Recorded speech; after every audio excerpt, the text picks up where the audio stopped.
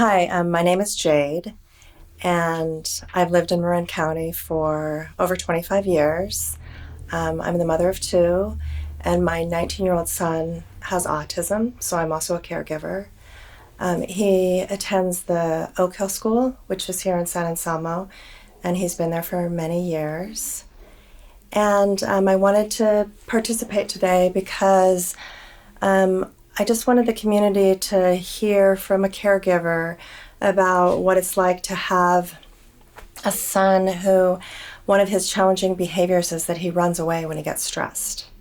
So we've had some harrowing incidents where he has taken off and he's left from the Oak Hill School. He ran wildly across Sir Francis Drake with teachers and aides running after him. And he ran down San Anselmo Avenue. And a couple of very kind shopkeepers helped him to stop. Someone even offered him water when they realized that he was winded. And I just really appreciate the kindness of strangers. And there have been people in this town that have been very helpful. And it's important to know sometimes, when you encounter someone with autism, yelling at them or grabbing them is not going to end well. So it's a big fear of mine that he could accidentally get into some kind of an altercation. And then I have one more story that he took off from home once and he was missing for a long time.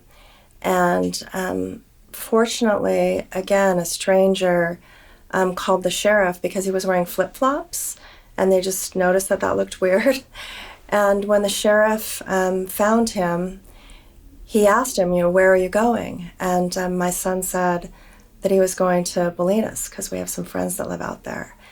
And but it was getting dark and it was very dangerous, and he was, not really able to do that.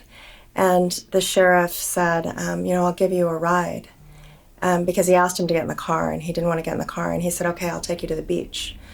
So he got in the car, and then the sheriff brought him home, and the sheriff said to me, I'm sorry that I lied to him. And I just thought, are you kidding me? I'm so grateful to you for your kindness and for understanding that you needed to calmly, ask him to get in the car and bring him home. And those are my stories about just being grateful to people for understanding that you might need to interact with someone who has a disability and is in a stressful situation in a really calm way. Great. And you talked a little bit about what's challenging if your son is escalated. Obviously, grabbing, yelling is not going to be helpful. What other ways can people in the community show acceptance, care, and what's the best way to kind of respond and interact with your son? My son has a severe communication disorder, and so he might respond initially appropriately with people, but then he can't carry a conversation. And I guess, just understanding that he may say something that seems really odd, but he says a lot of scripted things that he's learned from movies. And just understanding that that's his way of trying to communicate, even if he can't come up with something himself. So, I appreciate people trying to communicate with him, and then understanding that sometimes what he has to say just doesn't make sense to everyone else. Does that help? Absolutely.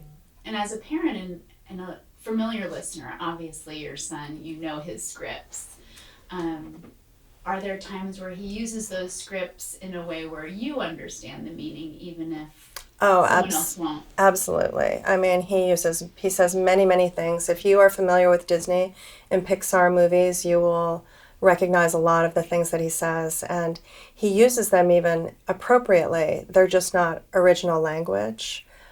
So sometimes he says things that absolutely make sense, and they make people think that he really can communicate and that he's really articulate. But the truth is that he's just learned that from Woody, and he's repeating it. of those examples. That's really helpful. How are we on time? I know we're trying to... It's 11:11. Yeah, perfect. So do I you... got this down here. Oh, thank you. Do you, so being, obviously your son goes to Oak Hill. Oh, sorry. Yeah. So you mentioned Oak Hill. Do you want to talk a little bit about the school experience and what led you to a non-public school placement here in San Anselmo? Sure. Really, my son's challenge of running away, which we call elopement, ultimately landed us at Oak Hill School because that's where he really is the most safe. They're just a wonderful, nurturing environment, and they're up on sunny hills, and it's a nice open space. They do a lot of things outdoors, and they can use the open space behind the school. And he was in public school all the way until he was almost high school age. And then it just wasn't a safe fit for him anymore because of his ability to take off. And so that's when we placed him at Oak Hill School. Was that a challenging decision for you and your family, making that change from kind of your home public school to Oak Hill? We live in Mill Valley, and I guess it ultimately wasn't a challenging decision because it's the right place for him, but we had to have some big scary things happen with him leaving school there that pushed us to that decision.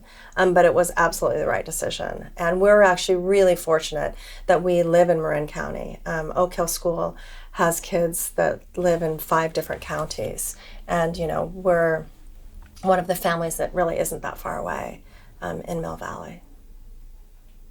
And how do you see the residents in the community of San Anselmo embracing our students from Oak Hill? Oh, that's one of the things I love. The kids, they go to the Red Hill Shopping Center regularly, and I know that they are known at Safeway and Pete's, and just being out in the community is such an important thing. And my son has spent time at the library, and I just know that some residents of San Anselmo, at least, are accustomed to seeing the kids from Oak Hill out and about, and I really appreciate that. Great. Mm-hmm. Any time that you've had experience, whether in San Anselmo or otherwise, where you've experienced discrimination related to your son's disability?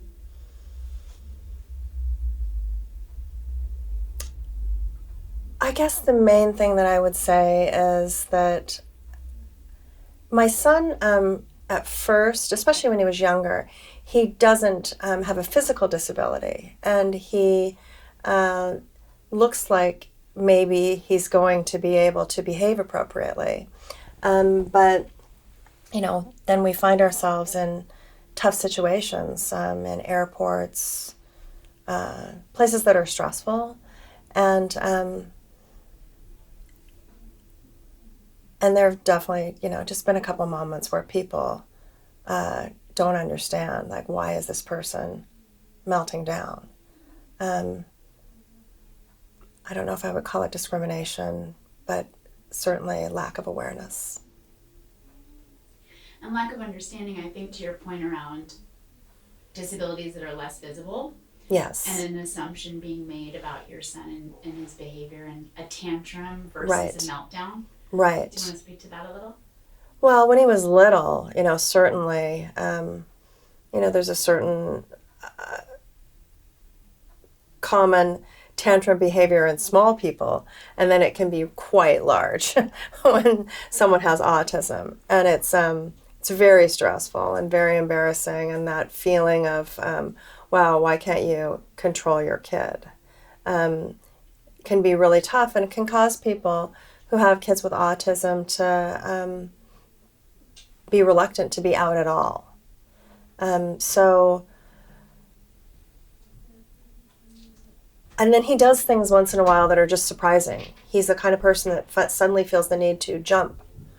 And he just, he's got this energy inside him that he'll suddenly jump up and down. And of course, that's pretty shocking to someone in the grocery store line because they're standing beside him and all of a sudden he starts jumping.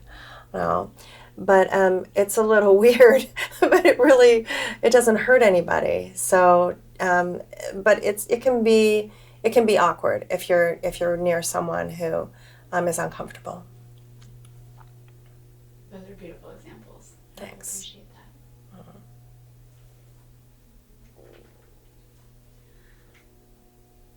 I think we got it, honestly. Yeah, that's great. We'll have time to switch over to the next person and all that. Yeah. Do you want to have her do re-intro? Yeah, we can do a re-intro. So I have kind of two camera angles, one that's a little wider and one that's a little tighter. Yeah. And I'm doing one tighter just for an introduction.